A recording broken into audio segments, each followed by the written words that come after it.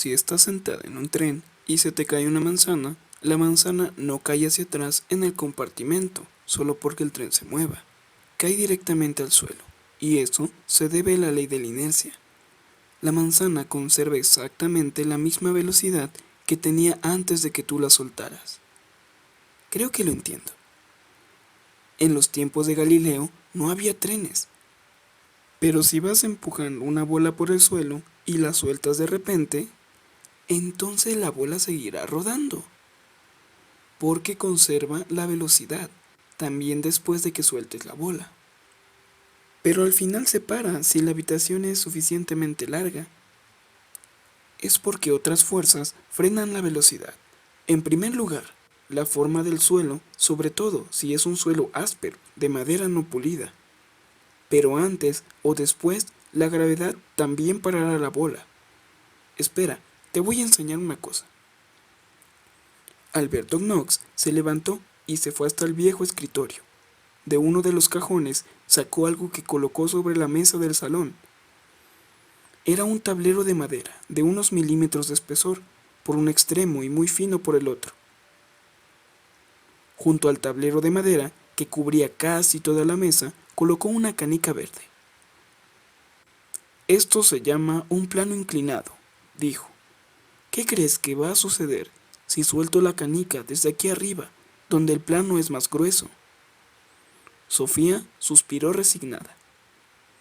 Apuesto 10 coronas a que rodará hasta la mesa y al final hasta el suelo. Vamos a ver. Alberto soltó la canica, que hizo exactamente lo que Sofía había dicho. Rodó hasta la mesa y desde allí cayó al suelo con un pequeño estallido para, finalmente, ir a dar contra la pared de la entrada. Impresionante, dijo Sofía. ¿Verdad que sí? Galileo se dedicaba precisamente a hacer este tipo de experimentos. ¿De verdad era tan tonto?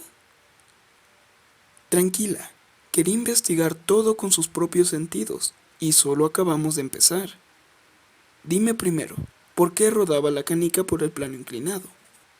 Empezó a rodar porque era pesada. Bien, ¿y qué es en realidad el peso, hija mía? ¿Qué pregunta más tonta? No es una pregunta tonta si no eres capaz de contestarla. ¿Por qué rodó la canica hasta el suelo? Debido a la fuerza de gravedad.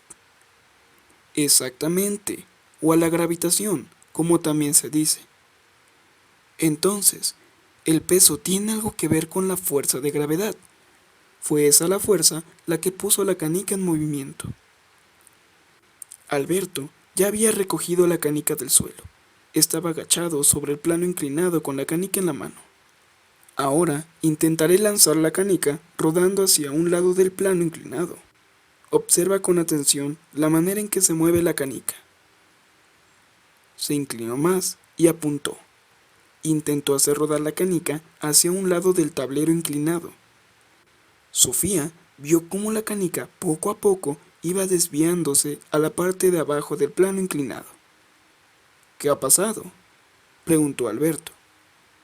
Se desvía porque el plano es inclinado. Ahora pintaré la canica con un rotulador, así veremos exactamente lo que quieres decir con desviarse. Sacó un rotulador y coloreó toda la canica de negro. La hizo rodar de nuevo.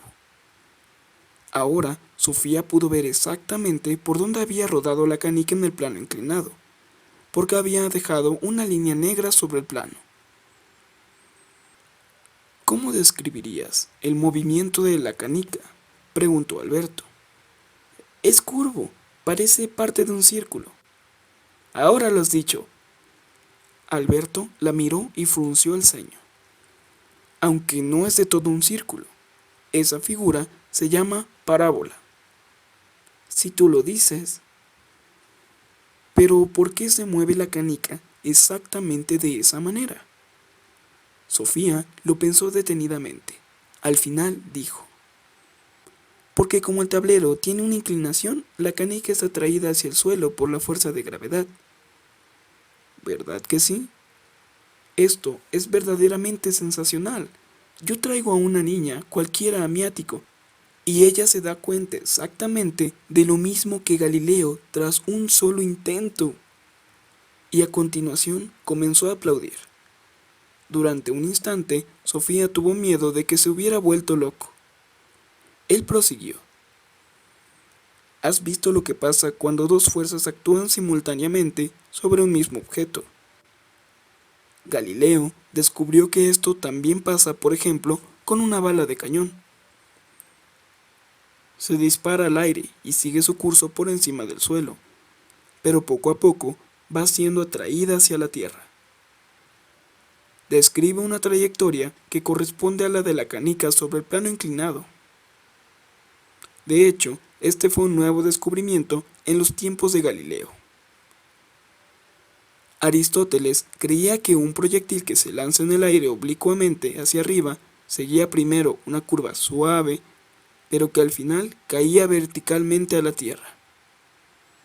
No era así, pero no se pudo saber que Aristóteles estaba equivocado hasta que pudo demostrarse.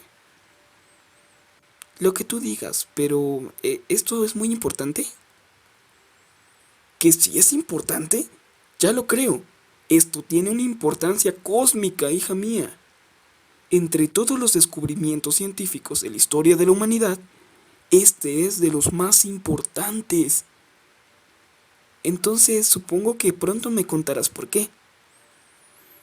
Luego llegó el físico inglés Isaac Newton, que vivió de 1642 a 1726. Él fue quien aportó la descripción definitivamente del sistema solar y de los movimientos de los planetas. No solo explicó cómo se mueven los planetas alrededor del Sol, sino que también pudo explicar con exactitud por qué se mueven así. Lo pudo hacer utilizando, entre otras cosas, lo que llamamos dinámica de Galileo. ¿Los planetas son canicas sobre un plano inclinado? Sí, algo así. Pero espera un poco, Sofía. No tengo elección. Ya Kepler había señalado que debía existir una fuerza que hacía que los astros se atrajeran unos a otros. Tenía que existir, por ejemplo, una fuerza del Sol que mantuviera los planetas fijos en sus órbitas. Una fuerza de ese tipo podría explicar además por qué los planetas se mueven más lentamente en su órbita alrededor del Sol cuando más lejos se encuentran del mismo. Kepler también pensaba que la marea alta y la marea baja, es decir, el que la superficie del mar suba y baje, tenía que deberse a alguna fuerza de la Luna. Y es verdad. Sí, es verdad. Pero Galileo lo rechazaba. Se burlaba de Kepler, que había dado su consentimiento a la idea de que la Luna domina el agua. Eso era porque Galileo negaba la idea de que semejantes fuerzas de gravitación pudieran actuar a grandes distancias, y por tanto, entre los distintos astros. Entonces se equivocó.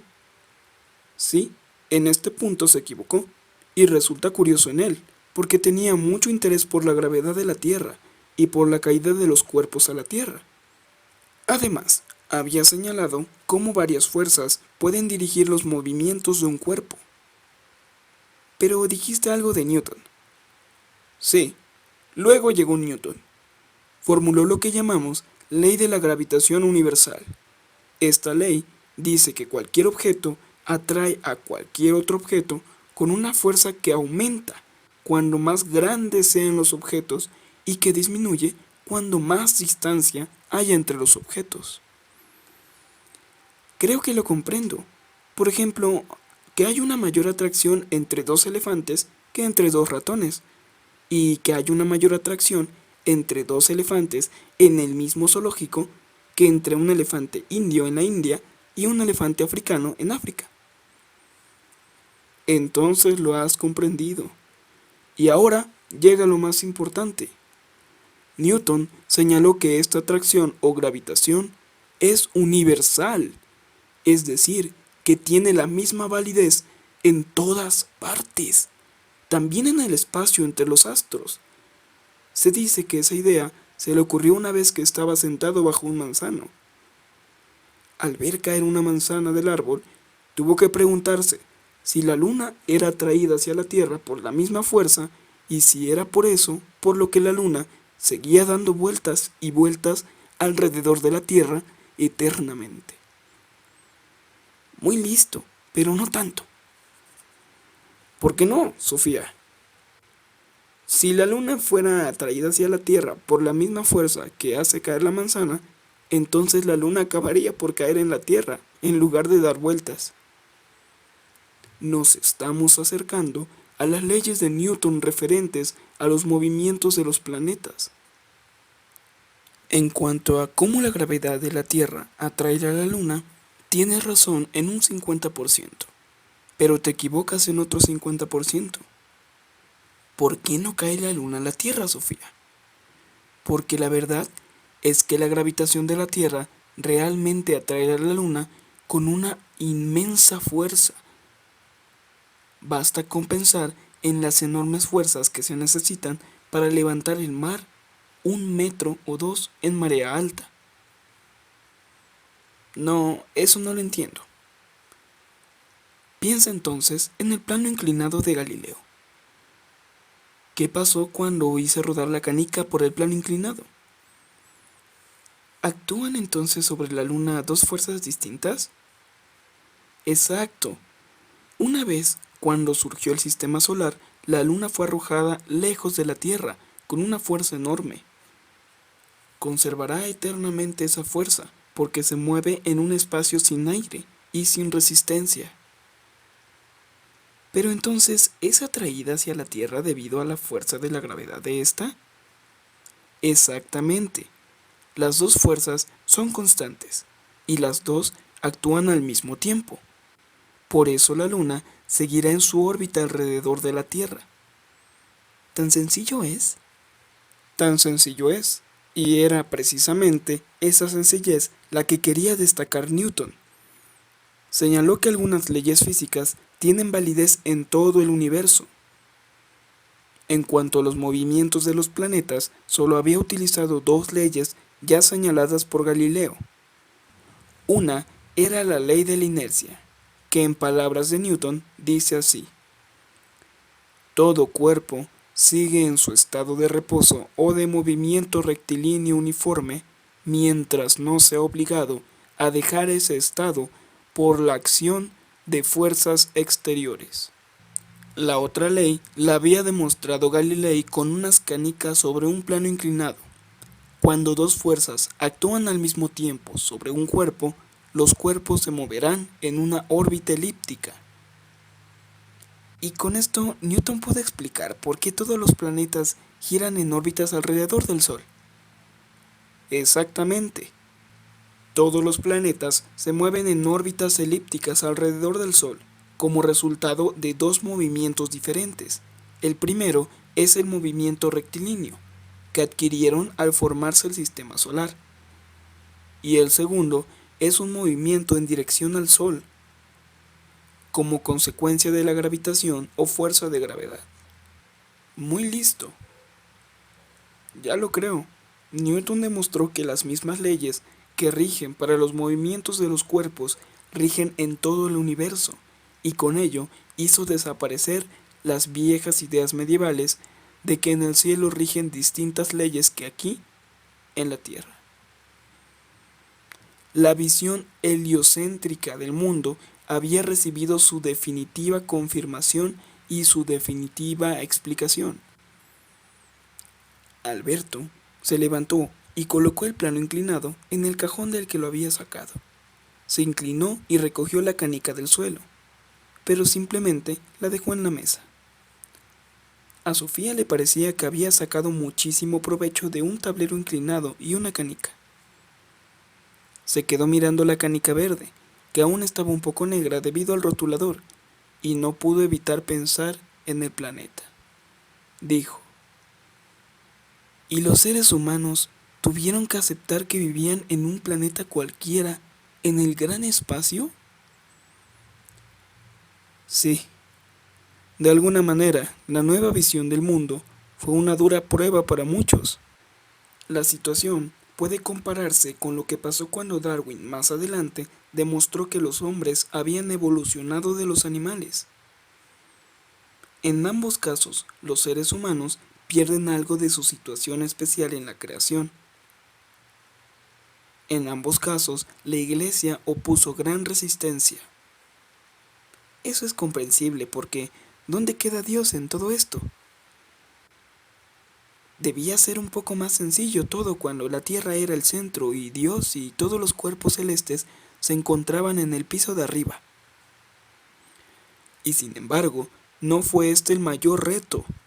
Cuando Newton señaló que las mismas leyes físicas rigen en todo el universo, podría pensarse que al mismo tiempo estaba planteando dudas sobre la omnipotencia de Dios.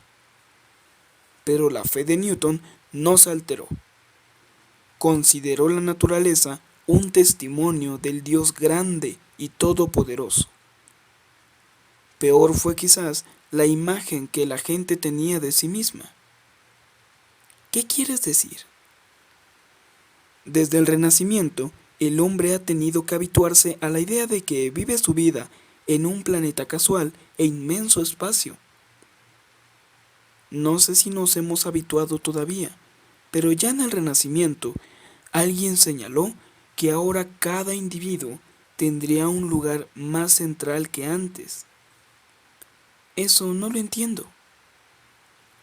Antes, la Tierra había sido el centro del mundo, pero cuando los astrónomos declararon que no había ningún centro absoluto en el universo, entonces surgieron tantos centros como individuos. Entiendo. El Renacimiento también dio lugar a una nueva relación con Dios. A medida que la filosofía y la ciencia se iban independizando de la teología, iba surgiendo una nueva devoción cristiana. Y luego llegó el Renacimiento con su visión individualista del hombre, que también tuvo sus repercusiones en la vida de la fe. La relación del individuo con Dios se volvía ahora mucho más importante que la relación con la Iglesia como organización. Por ejemplo, la oración de la noche. Sí, eso también. En la Iglesia Católica de la Edad Media, la liturgia en latín y las oraciones rituales habían constituido la columna vertebral de los oficios divinos. Solo los sacerdotes y los frailes leían la Biblia, porque solo existía el latín.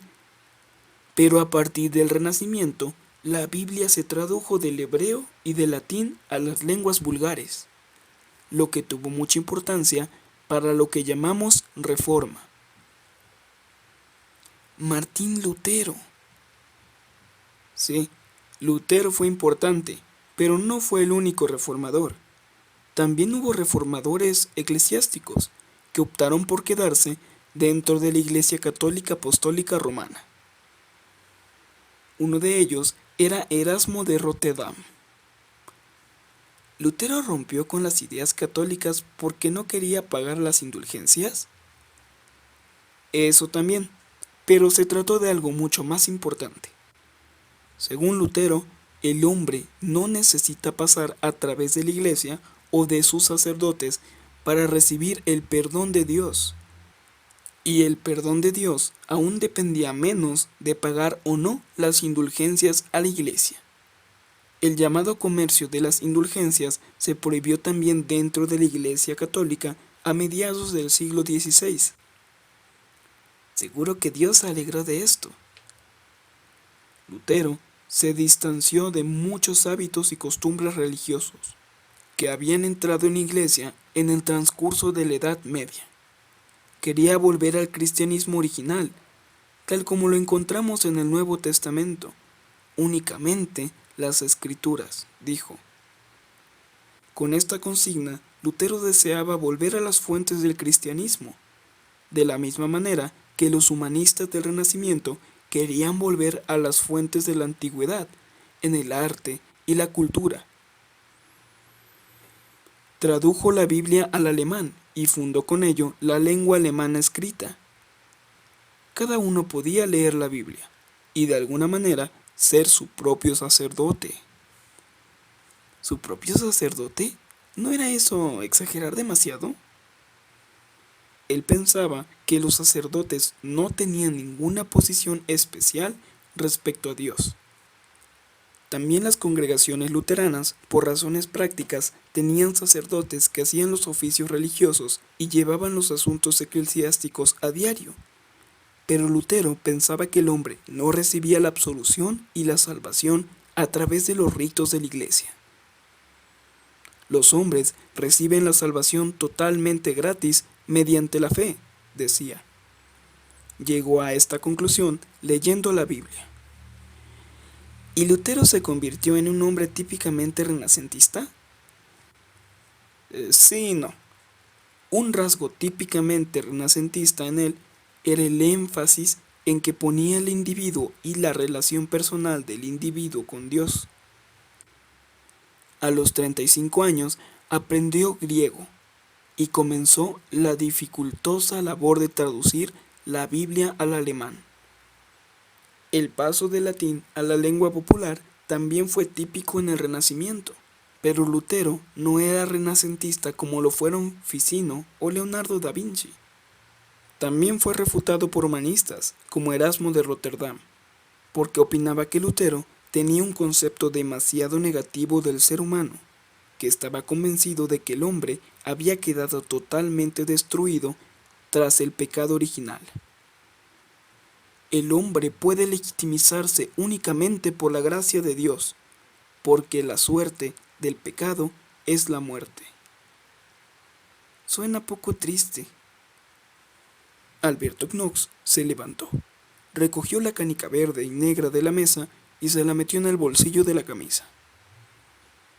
«Son más de las 4», exclamó Sofía. «Y la próxima gran época en la historia de los seres humanos es el barroco. Pero eso lo guardaremos para otro día, mi querida Hyde». «¿Qué has dicho?». Sofía se levantó de un salto del sillón. «¿Has dicho, querida Hyde?». «Ha sido un lapsus». «Pero los lapsus no son nunca del todo fortuitos». «Quizá tenga razón. A lo mejor es el padre de Hyde el que ha empezado a poner las palabras en mi boca. Creo que se aprovecha de la situación cuando estamos agotados, que es cuando menos fuerzas tenemos para defendernos». «Has dicho que no eres el padre de Hyde. ¿Me prometes que eso es verdad?». Alberto asintió.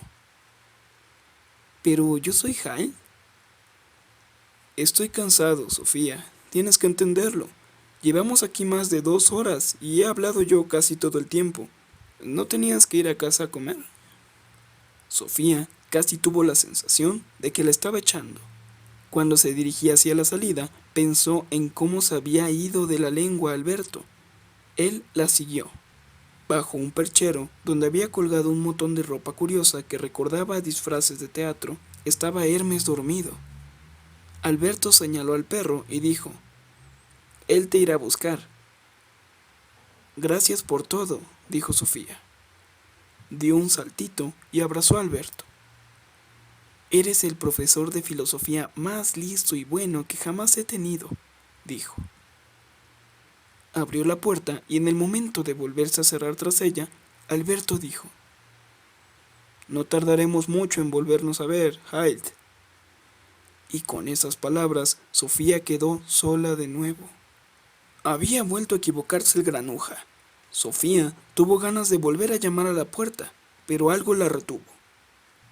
Ya abajo en la calle, se acordó de repente de que no llevaba nada de dinero, lo que significaba que tendría que volver andando a su casa. Estaba muy lejos. ¡Qué paliza! Seguro que su madre se preocuparía y se enfadaría si no volvía antes de las 6. Apenas había dado algunos pasos cuando descubrió una moneda de 10 coronas en el suelo. Un billete de autobús con derecho a un transbordo costaba exactamente 10 coronas. Encontró la parada y cogió un autobús que la llevó a la Plaza Mayor, desde donde podía coger otro autobús que la llevaría casi hasta casa. Esperando el autobús en la Plaza Mayor, Se le ocurrió de repente la suerte que había tenido al encontrar una moneda de 10 coronas precisamente cuando tanto lo necesitaba. ¿No será el padre de Hal quien lo había colocado ahí? Pues era un experto en colocar objetos diversos en sitios sumamente oportunos. Pero ¿cómo podía haberlo hecho si estaba en el Líbano? ¿Y por qué Alberto se había equivocado de nombre? No solo una, sino 2 veces. Sofía sintió un escalofrío por la espalda.